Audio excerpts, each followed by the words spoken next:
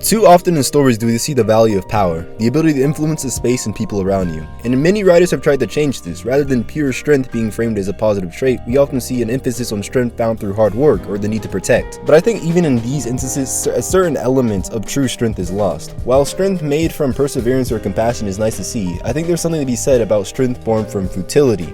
The knowledge that there's some things that you can't change and that's okay. And this strength is not found in those who are without drive, but instead in those who know raw power will get them nowhere. What I want to discuss is the unique value of a weakling. So if you haven't watched Vinland Saga yet, or it's just been a while, basically, Vinland Saga is a story about the fruitless futility of violence and how it cycles endlessly, destroying the dignity of its victims and corrupting the souls of its propagators.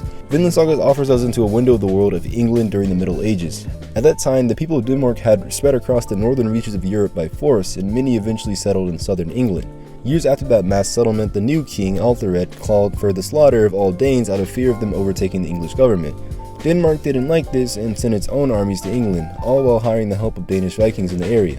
So our main character is Thorfinn. He's a young child with a troubled past that led him to gaining some interesting character traits. Due to his vulnerable situation, he's become the lackey of this guy, Viking General Escalad, who agrees to help the Danish army under the conditions listed here. Easy, boys. From what I understand, we're a few years from an invasion.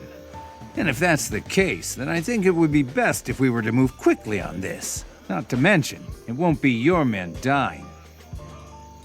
So, what's your price? 7 pounds of gold, plus all the Lord's food and loot. And the women will be ours too. 5 pounds. The rest is yours.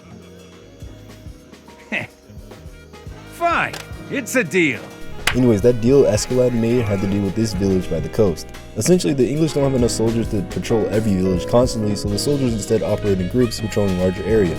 And Thorfinn's job is to infiltrate the village, hide out, and light a signal to say when there are no soldiers in the area. However, before that occurs, he ends up getting ambushed by some soldiers and washed up on a river. And it's from this moment that we get to see the subject of this video, the unnamed woman. If you ask me, I think the present king is a bit of a fool. Mother, you shouldn't say such things out loud. King Edgar from 2 generations ago was good. He got along quite well with the Danes. He had everyone's respect. He was a nice man and a fine Christian.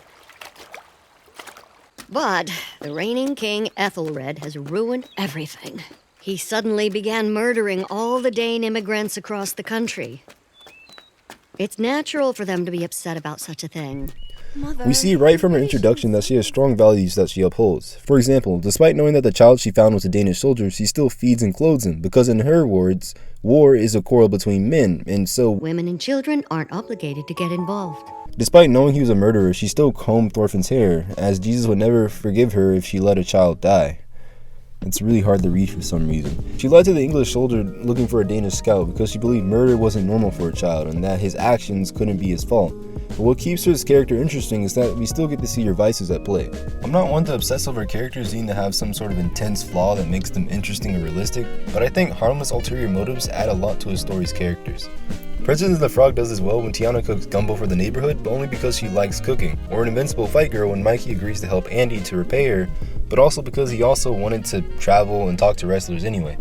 Just simple stuff like that can make characters feel a lot more believable, and we see that with the unnamed woman when she says this. Voice that makes them such slobs. My youngest used to scratch his head all the time, just like you. Every time he started, I would brush his hair as well. He caught a cold and left us for heaven 2 years ago now.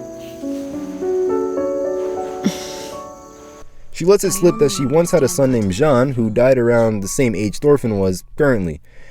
Her daughter even recognizes that her mother may be helping Thorfinn because she's still mourning.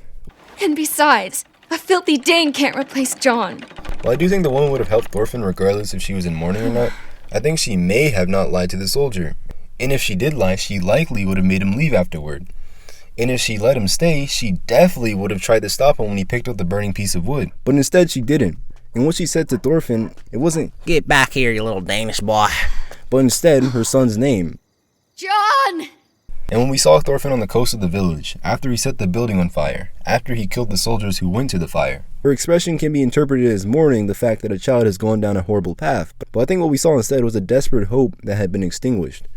The Dane was not Jean, is not Jean, and will not be Jean. Jean was alive, is dead, and is dead. And as that realization hit the woman with a crushing weight, the boy felt sorrow. For killing those who helped him, sure, but the source of his pain was killing those who were just like those who raised him. And as these two strangers stood, with a chasm of death in between them, they selfishly looked for their lost family and the person who had sown their regret.